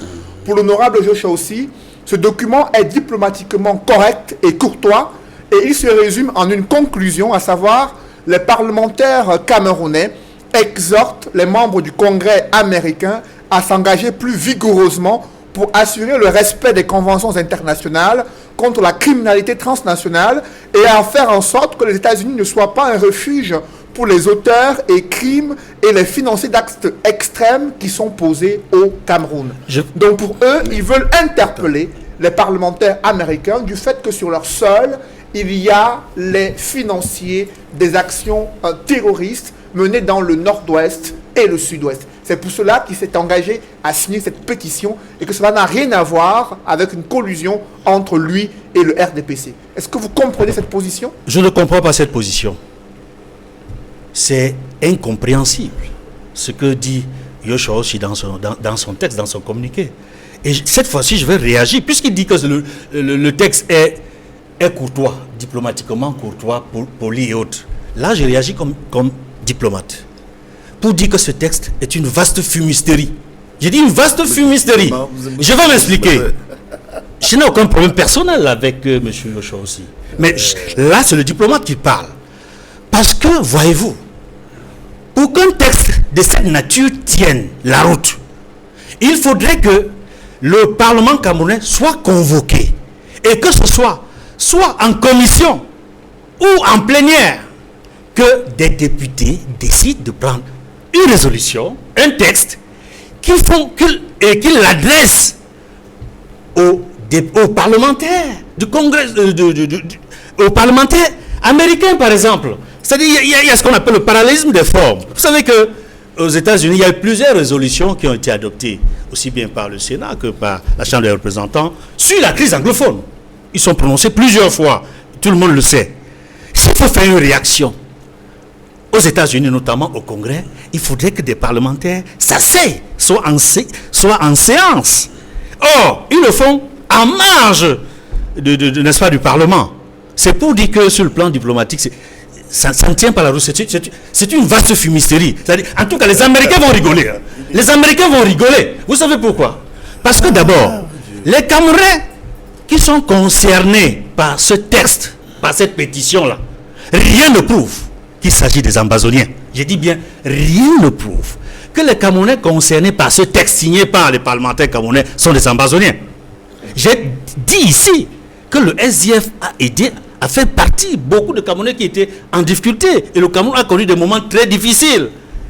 Et ils ne sont pas des... Je dis, rien ne prouve que ceux-là qui sont cités seraient des ambazoniens. Je vais continuer pour parler de ce que le SDF a fait depuis 2016 à ce jour. Comment le SDF s'est battu au Parlement et en particulier à l'Assemblée nationale. Rappelez-vous, toutes les actions qu'ils ont entreprises, des parlementaires du SDF, y compris Yoshua aussi. Voyez-vous, ils ont tout fait pour que l'Assemblée nationale et l'ensemble du Parlement inscrivent dans l'ordre du jour le débat sur la crise anglophone. Jusqu'à ce jour, il n'y a jamais eu de débat sur la crise anglophone. Et ça, il faut le mettre à l'actif de ce parti-là. Et je suis surpris que Yoshua aussi, qui faisait partie des députés SDF, a dit à vouloir imposer le débat sur la crise anglophone, soit l'un des signataires de ce texte. Après vous... Le SDF, non, je n'ai pas terminé, monsieur Nufele. Vous n'êtes pas seul. Allez-y. Je ne suis pas seul. Allez-y. Mais je dis, il faudrait que les téléspectateurs qui nous regardent, notamment les On Camerounais... vous a compris. Vous êtes fâché. Écoutez, je suis un citoyen camerounais qui connaît l'histoire de ce pays, l'histoire au moins de la vie politique de ces 30 dernières années. Et je suis écœuré qu'un député d'un parti de l'opposition ignore totalement la ligne politique, idéologique de son propre parti et mette en danger la vie des citoyens camerounais aux États-Unis. Loupe totalement la cible. Parce que s'il faut aller jusqu'au bout, parce que quand ils disent là, il y a ces Camerounais là qu'on voulait rapatrier et tout, ils estiment que ces Camerounais qui sont indexés dans la pétition, on leur demande ils veulent que les Américains les fassent revenir ici dans des conditions qu'on ne peut pas imaginer. Dans des conditions qu'on ne peut pas imaginer. Je dis c'est mauvais. Parce que le Cameroun doit respecter tous les engagements qu'il prend à l'international, toutes les conventions et traités qui protègent les citoyens, qu'ils soient au Cameroun ou à l'étranger. Cela ne se passe pas comme ça. Donc, je vais chuter, monsieur Nufele, rassurez-vous, je vais chuter. En disant que le fait qu'il y ait un député SDF dans cette pétition montre qu'en réalité, Joseph Wirba, le député Wirba, vous savez où est-ce qu'il se trouve en ce moment? La dernière fois qu'il est passé au Parlement, il avait prévenu les Camerounais de ce que si on ne règle pas la crise qui a commencé, on était encore en 2016, si on ne règle pas la crise qui a commencé, la situation va se détériorer et ce qu'on vit depuis 2017. Wirba avait annoncé tout ça. Alors, on ne l'a pas écouté. Et ce n'est pas notre député du SDF qui va mettre à mal tout le travail que le SDF a fait. Après vous, Edmond Kamgia, j'aimerais avoir la réaction du professeur Musanga Nyamding. Oui. Je sais aussi pour lui, les États-Unis sont un refuge et un point d'ancrage des financiers et des sponsors de la guerre dans les régions anglophones. Et que cette pétition à laquelle il est signataire, dont il est l'un des signataires, vise à interpeller les parlementaires américains sur une stratégie commune afin de neutraliser ceux qui financent le terrorisme et d'aider le Cameroun à pouvoir résoudre la crise dans le nord-ouest et le sud-ouest. Pour vous, cette pétition qui suscite la controverse a-t-elle été initiée dans une démarche visant à atteindre un tel objectif? Oui, la pétition est bonne. D'ailleurs, je suis étonné. Permettez-moi de faire 3 observations et je vais répondre totalement à votre question rapidement. D'abord, les téléspectateurs doivent comprendre que, première observation, Ayabacho Lucas, qui finance l'Ambazonian Defense Force. Voyez, moi je vous donne des noms. Il vit où? En Norvège. Ses relèves sont où? Aux États-Unis. Chris Anon. Il y a un autre qui s'appelle Tapangaivo. Je peux vous en citer parce que moi j'ai pris la peine de prendre l'avion, d'aller en Occident, de parcourir quelques pays et j'ai tenté de rencontrer des bandits comme Eric Tato qui financent effectivement l'Ambazonian Defense Force. Il y a un autre, ça je suis à l'observation, qui s'appelle Samé Ekome. C'est lui qui, dans ce qu'on appelle interim government, c'est-à-dire le gouvernement intérimaire mis en place par Ayoub Tabé, c'est à lui que Ayoub Tabé a cédé l'intérim à un moment donné.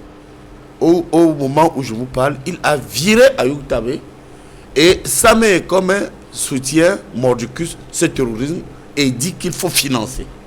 C'est l'observation. Ils vivent où? Sur le territoire américain. Il faut que Edmond Kamgia se calme un peu parce qu'on vient de comprendre 2 choses dans cette première observation, qu'il a avoué lui-même qu'il connaît le SDF. On a bien compris où il se situe. Il a dit je connais. Et de 2, il m'a un peu vraiment choqué parce que quelque part il a dit je suis choqué.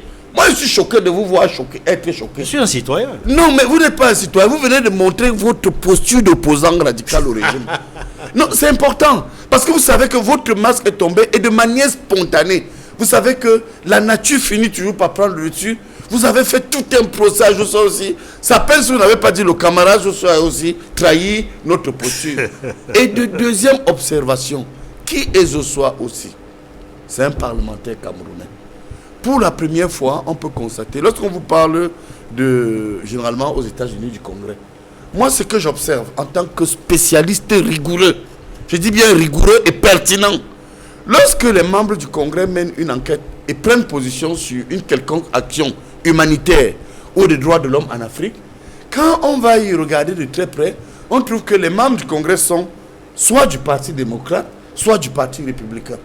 Pourquoi vous ne comprenez pas qu'à un moment donné, il y a des consensus techniques qui sont mondialisés? Mais pourquoi cela s'est fait entre 2 sessions parlementaires? Oui, Pourquoi oui. les parlementaires, Je vais vous expliquer. RDPC, SDF et d'autres formations politiques n'ont pas organisé un débat parlementaire et prendre des résolutions pour à la fois interpeller leurs homologues américains et citer ceux qui sont considérés comme les financiers du terrorisme dans les régions anglophones? Je vous Pourquoi assure une telle que démarche plus je vous légale donne- n'a pas été initiée? Je vous donne une information qu'il y a eu plusieurs tentatives menées par nos parlementaires. Peut-être que il n'y a pas eu tant de publicité comme maintenant, à l'effet de dire que nos partenaires bilatéraux, c'est-à-dire les États, ils ont écrit, et nos partenaires multilatéraux, c'est-à-dire les organisations internationales, s'engagent à nous accompagner. Je vous assure, monsieur Noufele, n'écoutez pas ce que vous dit votre consultant bien-aimé et permanent, Edmond Kamgia. Sur ce point, il se trompe. Aucun État en Afrique aujourd'hui ne peut être en sécurité tant que les grandes puissances entretiennent ou accompagnent les terroristes. 1, parce que ces États ont de l'argent. 2, parce que ces États sont des États puissants. Aujourd'hui, le Cameroun ne peut rien faire. Nous ne pouvons arrêter aucune guerre au nord-ouest, au sud-ouest, si on n'a pas l'accompagnement de nos partenaires. Mais est-ce que le Cameroun a initié une procédure officielle pour Oui. demander l'extradition Oui. et présenter les preuves de la culpabilité de ces personnes vers les administrations américaines? Oui, je vous garantis, oui. Pas de voie diplomatique. Peut-être je trahis un secret, je suis obligé de vous l'avouer. Oui. Il y a même eu l'ambassadeur des États-Unis qui nous écoute. Il y a eu les ambassadeurs de France. Ils ont même eu, par des valises diplomatiques, plus ou moins des transmissions des désirata de l'État camerounais. Et de deux, de manière publique. Mais le ministre René Sadi, ministre de la Communication, mais à plusieurs reprises, a rappelé ce qu'ils ont initié auprès de nos partenaires bilatéraux et multilatéraux. C'est-à-dire les États et les organisations internationales. Ils ont rappelé à ceci que le Cameroun avait besoin d'être accompagné. Et puis là encore, vous allez dire que je cite le président Paul Biya. Lors de ces 3 derniers discours, c'est-à-dire l'année dernière, ensuite à la Saint-Sylvestre, puis au février, mais le président a encore vraiment, de manière diplomatique, interpellé ses partenaires bilatéraux que sont les États et multilatéraux que sont les organisations internationales. Et le président de la République, qui est mon maître politique, cet homme qui est un don de Dieu, en qui moi je crois, quand on voit comment les uns et les autres s'expriment au Cameroun, quand on dit ici, j'ai entendu sur le plateau que, là encore maître, vous dites depuis 40 ans il y a du gouvernement. Mais vous allez constater qu'avec le président Paul Biya, même lorsque vous posez certains actes, il vous laisse aller jusqu'au bout. Allez voir le code pénal. On reviendra peut-être là-dessus. Mais on a des ministres de la justice, un ministre délégué à Paul Biya, qui dans le code pénal a fait écrire que, et là vous allez en rire, il y a la filouterie de loyer. C'est qui? Filouterie, c'est Camto. C'est lui. Filouterie, parce qu'il a des copains ici et là et des amis riches qui ont des immeubles. Mais Paul Biya a laissé. Or, vous savez qu'à un moment donné, si vous prenez une ville comme Douala, où je suis. S'il laisse, ça veut dire qu'il a cautionné alors? Non, il ne cautionne pas. Il laisse les Camerounais eux-mêmes se faire une idée de ces mauvais collaborateurs, parce qu'il a des bons collaborateurs, mais il montre les gens se dévoyer eux-mêmes. Vous vous rendez compte? Au code pénal camerounais, voilà un brillant avocat, jeune, dans une ville comme Douala où, parce que vous avez des immeubles, parce que vous avez des copains, parce que vous avez des groupes d'intérêt, vous dites que ces magistrats qui nous écoutent, en relation, hein, bien entendu, avec l'initiative des députés, mais écoutez, si le président, les magistrats, j'ai ici mon ami qui est président de la cour d'appel à Douala et quelques amis ici et là, monsieur Essonne, le ministre de la Justice que moi j'accompagne politiquement dans le Grand Littoral, s'ils disent aux magistrats aujourd'hui condamner la filouterie de loyer, 80% des habitants de Douala seront en prison. Le président a laissé parce que c'est la démocratie. Et les gens viennent nous donner des leçons de 40 ans de magistère du président, alors qu'ils ont été parmi les ministres du président de la République.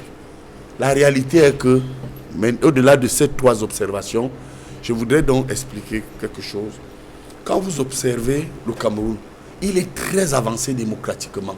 Vous verrez que dans certaines affaires, notamment l'acte que les parlementaires ont posé, quand il s'agit des intérêts du Cameroun, apprenons même sur les plateaux à dire que ici dans mon parti je ne suis pas d'accord. Prenez-en au sport qu'on vient d'évoquer. Mais monsieur Noufele, il y a quelque chose qui m'a frappé, moi le professeur Messanga. J'ai observé cette filouterie qui se passe au niveau de la FECAFOOT et ailleurs. Et je me suis dit, quels sont les avocats qui défendent cette FECAFOOT qui est majoritairement du RDPC? Bim, j'ai trouvé Assira, MRC, qui défend le MRC. J'ai trouvé Sikati, qui défend le MRC. Je vous assure, allez voir, j'ai mis les mains sur la tête, mais ce n'est pas possible. Alors, est-ce à dire que, en matière de filouterie sportive, c'est là où certains militants du MSC, avocats de qualité soit-il, créent l'union sacrée et vous venez condamner Joshua aussi? Vous venez condamner Joshua aussi? Non, je n'accepterai pas ce complot. Parce que si vous étiez certain, du moins, le consultant était si sérieux que ça, quand vous avez mis en image les 62 députés où on trouvait les opposants du SDF, vous aurez aussi eu la sagesse. Je recommande la sagesse parce que réellement c'est un sage. Mais parfois il se laisse emporter par son militantisme de dire que vient chercher Assira qui défend le ministre Kamto dans les sales affaires du sport. Que vient chercher Sikati dans les sales affaires de la FECAFOOT et qui a aussi des intérêts là-bas. Ramenez donc à cette affaire. Je pense qu'il est temps que les Africains cessent de croire que notre bonheur viendra uniquement de l'extérieur. Zosua est un ami. Je voudrais le dire sur ce plateau. Pas dire quand je dis un ami, c'est quelqu'un pour qui j'ai beaucoup de respect. Parce qu'il nous a mis non seulement souvent en difficulté, mais il a su revenir. Et me dit parfois, professeur, sur tel ou tel point, je n'étais pas d'accord. Sur tel ou tel point, je suis d'accord. Et je pense que, maître, vous qui êtes du MRC, je vous assure, je vous tends la main. Je suis capable avec vous, concernant les intérêts du Cameroun, sur certains points qui concernent l'action du gouvernement, de vous prendre comme ça. Je vous dis, maître, retrouvons-nous aussi ensemble pour éclairer l'opinion. Le Cameroun est en danger. Laissez-moi aussi, regardez le temps qu'il a mis. Mais vous avez le temps. Bon, allez-y oui, pour ça. Je voudrais donc vous dire que regardez bien ce qui se passe. Notre pays souffre. Il est handicapé. Nous vivons une entorse grave d'une complicité exogène concernant la stabilité de notre pays. Je vous assure... Donc la crise anglophone est née de cette complicité exogène. Non. Les plans des populations du nord-ouest et du sud-ouest ont un lien avec une tentative de déstabilisation du pays. Non, je ne dis pas ça comme certains. Dans mon parti, en dehors de mon parti. Si les causes sont quelque peu connues et essentiellement endogènes, vous savez, c'est l'occasion qui fait le larron. Personne ne peut nier qu'un temps soit peu, les puissances exogènes qui trafiquent l'essence, qui trafiquent le cacao, qui trafiquent, regardez un pays comme le nôtre, monsieur Noufele, quand on parle de la crise du nozo, comment on peut comprendre que dans un pays comme chez nous, l'huile que nos mamans utilisent est frélatée, le sel est frélaté, les boissons comme le coca, l'eau est frélatée. Mais toutes ces complicités viennent d'où? C'est en partie parce que nous avons des zones perméables. Quels sont ceux qui entretiennent ce faux?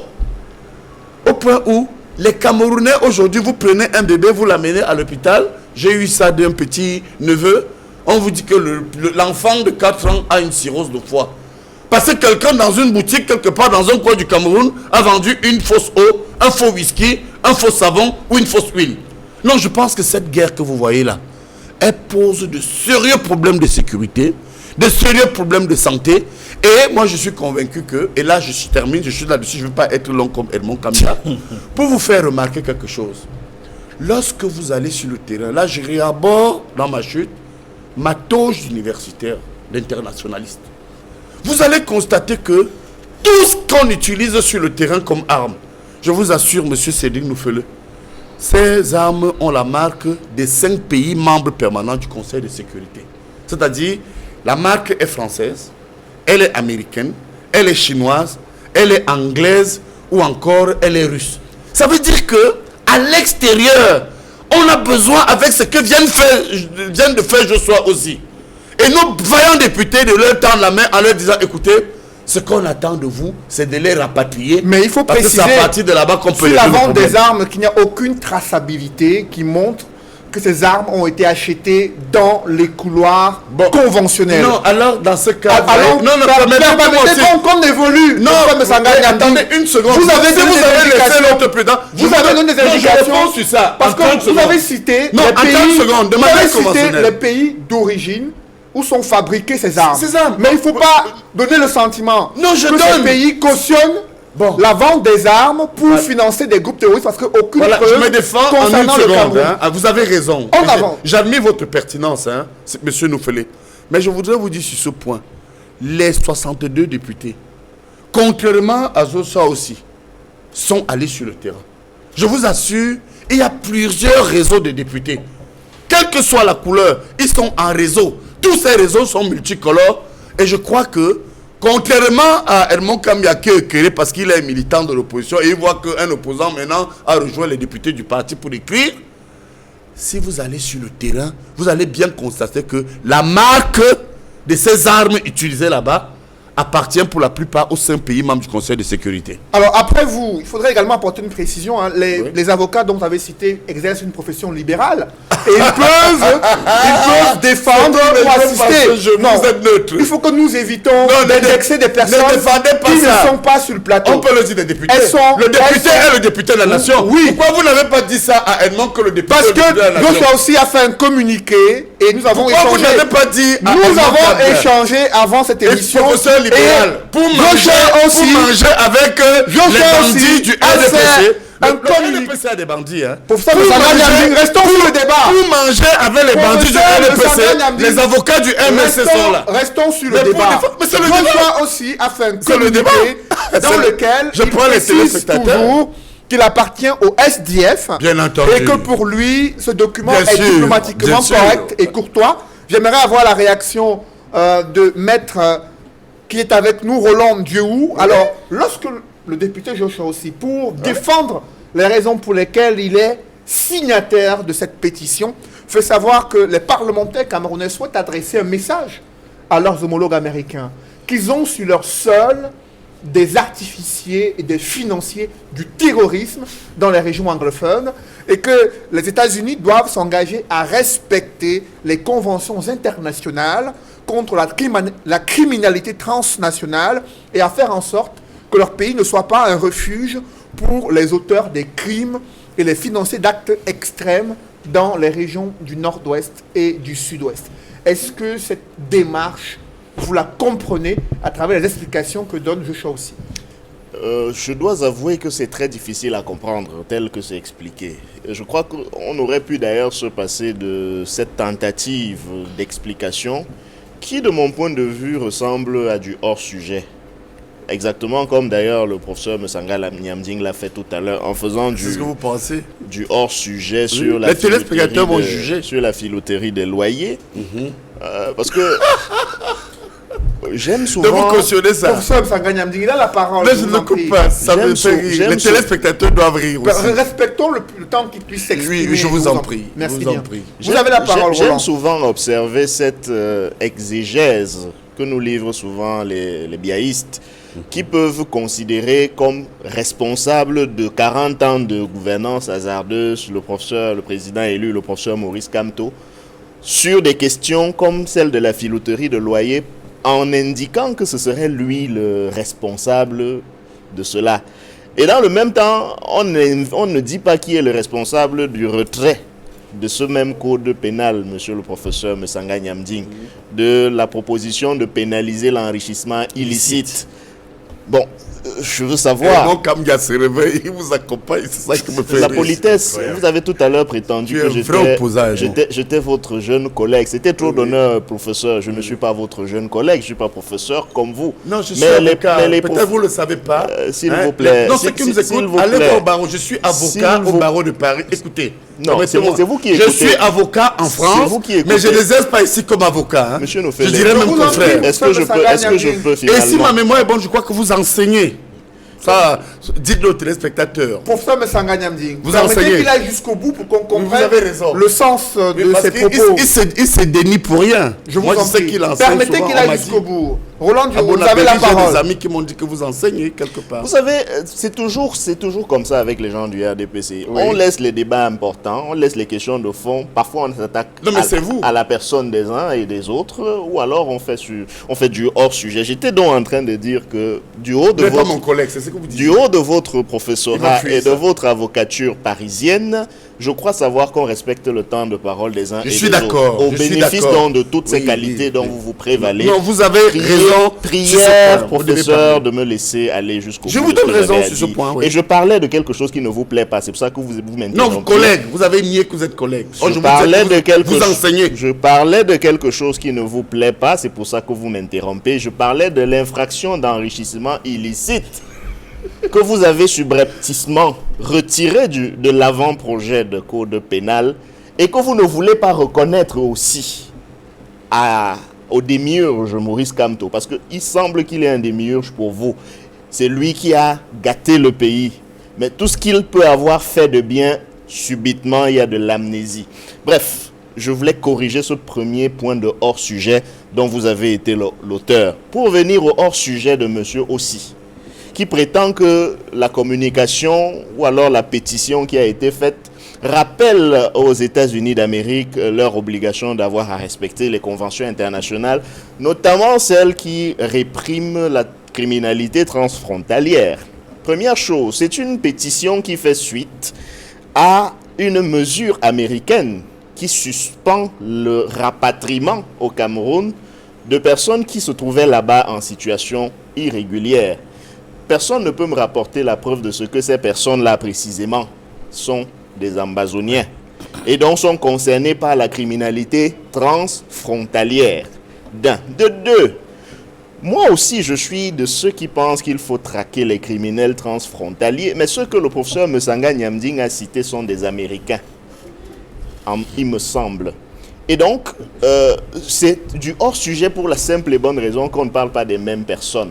Donc, pour des députés qui ont toute leur conscience, parler de criminalité transfrontalière alors qu'on parle de Camerounais qui ont fui la misère pour se réfugier, c'est le cas des États-Unis, mais ça aurait pu être le Mexique, ça aurait pu être d'autres pays, et qui, heureusement, ont bénéficié de la nouvelle administration américaine, qui est désormais plus conciliante que l'ancienne, pour faire un communiqué dans lequel on prétend que ceux-là n'avaient d'ailleurs pas raison de partir du Cameroun, parce que c'est un endroit, comme je l'ai dit tout à l'heure, où il coule du lait et du miel.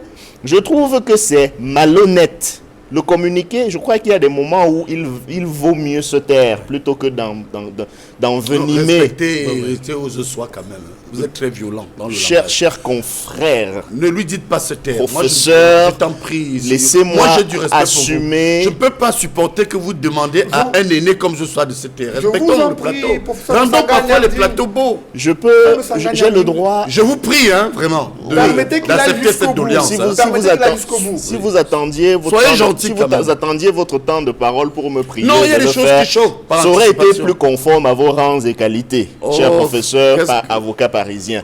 Donc je disais que vous êtes toujours violent. Je disais donc que si j'étais violent, cela se saurait, monsieur le professeur. Vous voulez toujours humilier. Permettez qu'on aille jusqu'au bout. Je disais donc, il est dans humiliation. Laissez-le aller jusqu'au bout. Cher avocat parisien, cher ceci, cher cela. C'est une ironie sauvage. Je vous en Soyez plus courtois. Professeur Mesanga Je sais de quoi je parle. Permettez qu'il aille jusqu'au bout. Moi, je respecte les gens tout au long du débat. C'est vous qui l'avez invoqué. Je vous remets vos rangs et qualités. Vous avez fui le rang de collègue. Professeur Mesanga Parce que moi, je sais où vous enseignez. Il a la parole. Vous enseignez le droit. Restons sûrs.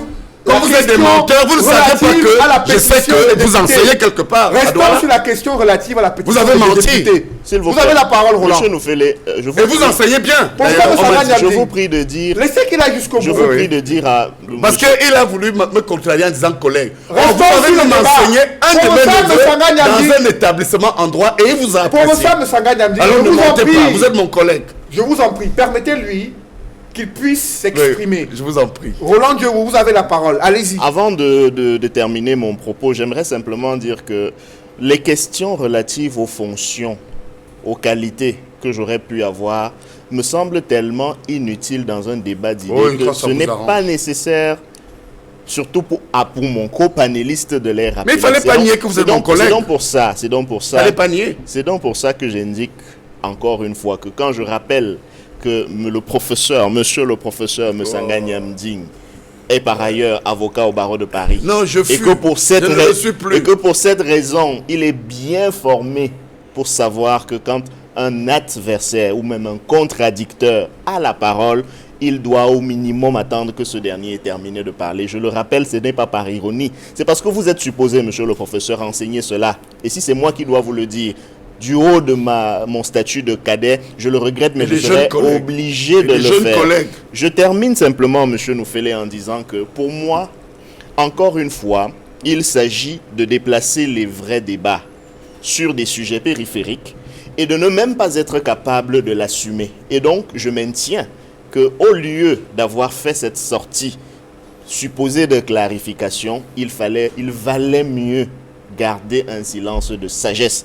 Parce que l'explication présumée ou supposée est venue davantage renforcer la conviction qui pouvait transparaître, qui était de celui qui pensait qu'à un moment donné, on a fait une sortie de piste. Et pire encore, ça explique pourquoi nous pensons, nous, au MRC, que le fait que tel ou tel vienne de telle région n'est pas une garantie de ce que cela défende les intérêts de cette région. Parce que le député Joshua aussi, s'il est camerounais, est précisément originaire de la région du Sud-Ouest.